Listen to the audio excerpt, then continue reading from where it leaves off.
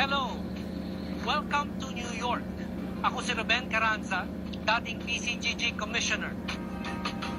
Samahan niyo akong umikot at tingnan ang mga building na binili ng mga Marcos nung panahon ng diktadura nila gamit ang perang ninakaw nila mula sa mga Pilipino. Harap tayo ngayon ng building na ang tawag ngayon, dami palang yaman ng ang address niya, Marcos. 40 Wall Street. Ang tawag dito dati, the Marcos Building. Binili ito ni Ferdinand Marcos bilang regalo sa Dami nilang birthday ni Imelda ari-arian sa Marcos Amerika. noong 1982. Ang halaga nito nung binili niya, 71 million US dollars. Habang namimili ng mga mamahaling building, mga skyscraper ang mga Marcos dito sa New York, namamatay sa gutom yung mga bata sa Pilipinas.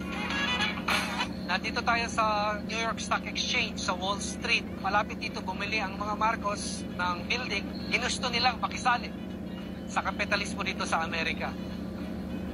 So nasa likod ko itong St. Patrick's Cathedral, kilala ng mga Pilipino, at sa tapat niya yung 641 5th Avenue, nasa kanto ng 5th Avenue and 53rd.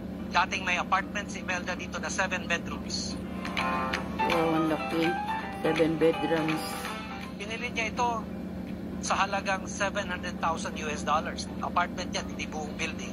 Nangangahulugan na maluho sila ng pamilya. Garbo lang, no? At yabang. Pero ang gamit sa garbo at sa yabang, ninakaw lang ni Imelda.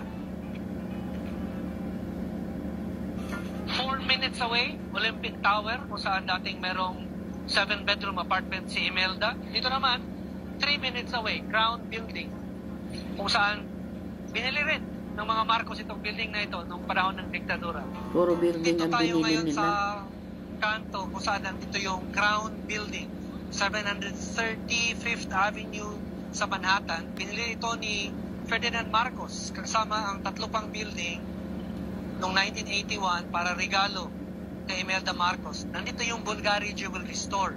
Isang araw, Ayun. July 1978, siguro Bulgari. malapit sa birthday niya, bumili si Imelda ng alahas dito. Yan yung Total na alahas. binili niya $1.4 billion. 1978, ang laking halaga na Oh, doon. ayun. Gamit ang nakaw na yaman Ganda ng galing alahas. sa mga Pilipino. $2 million naman ang binili ni Imelda rito sa jewelry store na ito, sa harap lang ng Crown Building. Dahil sa mga kanto rito, maraming jewelry store, dito na rin nagsishopping si Imelda habang nakatira siya sa apartment niya sa kabilang kanto at saka dito sa building na ito na kinatatayuan natin.